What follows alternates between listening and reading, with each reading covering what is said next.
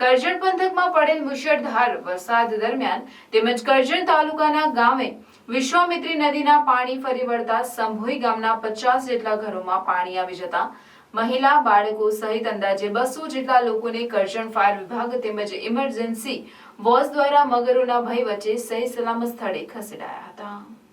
કરજણ પંથકમાં છેલ્લા 4-5 દિવસથી મુશળધાર વરસાદને પગલે કરજણમાં જાણે જનજીવન ઠપ થઈ ગયું હોય તેવી સ્થિતિ સર્જાઈ હતી।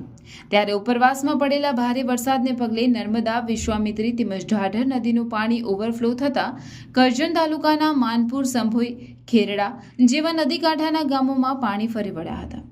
જ્યારે વરસાદે એક દિવસની રાહત લેવા છતાં પણ પાણીની આવક રહેતા કરજણ તાલુકાના સંભોઈ ગામના વિશ્વામિત્રી નદીના પાણી 50 જેટલા ઘરોમાં ફરી વળતા 200 જેટલા લોકો ફસાઈ ગયા હતા, જેથી કરજણ ફાયર વિભાગ તેમજ ઇમરજન્સી સર્વિસની ટીમ રેસ્ક્યુ કરી તેઓને બહાર કાઢવામાં આવ્યા હતા। જ્યારે પાણીમાં મગર આવવાના ભય હેઠળ બચાવ ટીમે જોખમી રીતે અસરગ્રસ્તોને હેમખેમ બહાર કાઢી સલામત સ્થળે ખસેડ્યા હતા। તો તમે પણ તમારા નાના બેબીઝની હર મેમરીઝ અને મોમેન્ટ્સ કેપ્ચર કરીને તમારા દિલની પાસે રાખવા માંગો છો?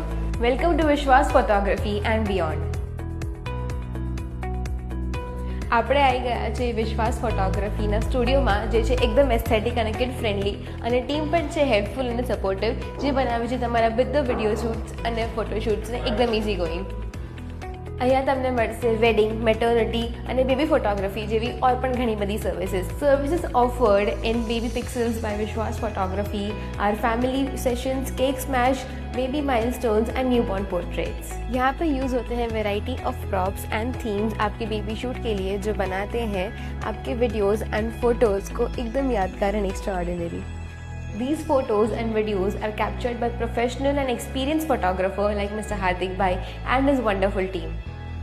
आओ તમને કશું ઓર પણ દેખાડો। આ છે સિલેક્શન રૂમ, જ્યાં તમને દેખાડવામાં આવશે વેડિંગ વિડીયોઝ અને પિક્ચર્સ, જ્યાર પછી તમે તમારી મનપસંદ પેકેજ ડિસાઇડ કરી શકો છો, જે મળશે તમને એક અફોર્ડેબલ પ્રાઇસીસ પર।